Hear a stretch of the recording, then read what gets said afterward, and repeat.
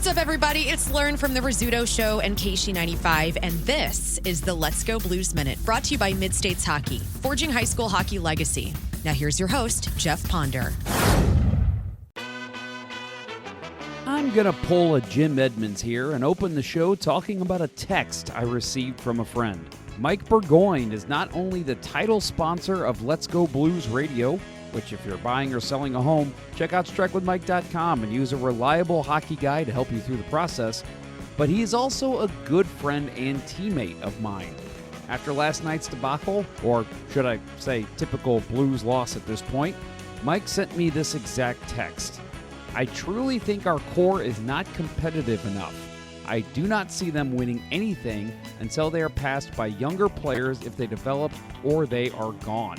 Our core is literally a bunch of complementary players, not drivers. Can't say at this point I have any reason to disagree with him. But unfortunately, let's talk about last night. So the Blues did play the Philadelphia Flyers, lost this one 3-2 in overtime. The goaltenders in this game, Joel Hofer made 25 saves on 28 shots, looked pretty good. Dan Vladar also had a pretty nice game, 27 saves on 29 shots. Goal scorers for the Blues, there was one guy, and it was Justin Falk playing in game number 1001. He scored his fifth and his sixth, with the sixth coming on the power play in the first period. Travis Sanheim scored with 1:09 remaining in overtime, and the Philadelphia Flyers rallied for a 3-2 win against the St. Louis Blues at Xfinity Mobile Arena on Thursday. Sanheim finished a 2-on-0 rush with Sean Couturier after Blues forward Braden Shen fell in the neutral zone. The Flyers have won just twice in their past 5 games, and both have come in comeback fashion against the St. Louis Blues, who have now lost 4 straight games. The most disheartening fact for Blues fans: their team is now 0-6 in games that go past regulation. They had a lead in 5 of them. In the overtime, it's the shock of the century when you look at the 3 players on the ice for the Blues: Braden Shen, Pavel Buchnevich, and Cam Fowler.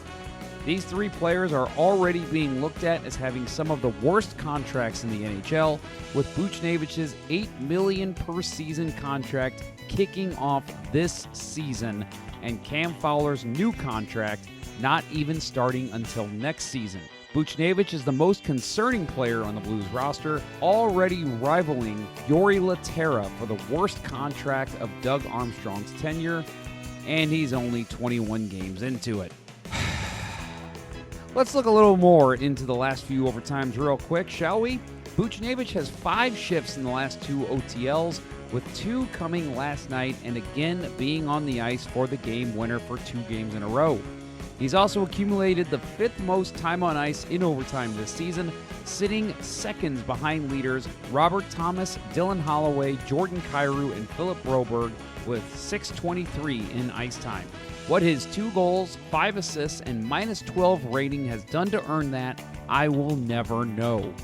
At this point, Jim Montgomery has to be held responsible for deploying a 13th forward in every situation imaginable.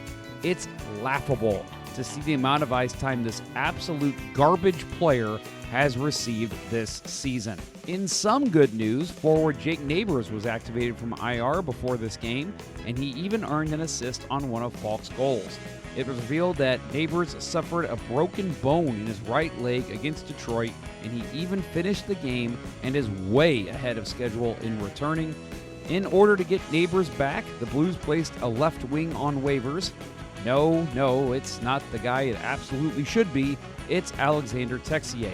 The forward has been used sparingly in Montgomery's offense, tallying 6 goals and 12 points in 39 games spanning 2 seasons. If he clears, he's expected to report to AHL Springfield. News should come out today if he reports. If he decides not to, the Blues and Texier could agree to terminate his contract and allow him to become a free agent. Wait, Jeff, one more thing. I mentioned that there were only 2 games on the Mid-States schedule last night, so let's take a closer look at one of them. The Marquette Mustangs fell to 2-2 on the season, with the DeSmet Spartans taking this game 3-2 at Queenie Park last night. DeSmet improves to 3-1-1, overtaking sole possession of second in the Municipal Division with 7 points on the season, trailing SLU High by only 3 points. DeSmet received timely goal scoring from Colin Verity, who pocketed 2 goals in the first 2 periods to take a 2-1 lead into the third period. Parker Hagan scored at 8:34 on the power play for the Cushing goal, which stood as the game winner as Drew Cloninger scored a late period goal to draw Marquette within 1. Goalie Maxime Brodeur stopped 14 of 16 shots in the victory. And before you ask, no, I have no idea if there was relation to Blues great Martin Brodeur. Before we close up for the weekend, I just want to thank everyone for listening to this little show that I started almost a year ago and had no idea if this thing would go anywhere. I've gotten a great following from recording these, and I've had a blast doing it.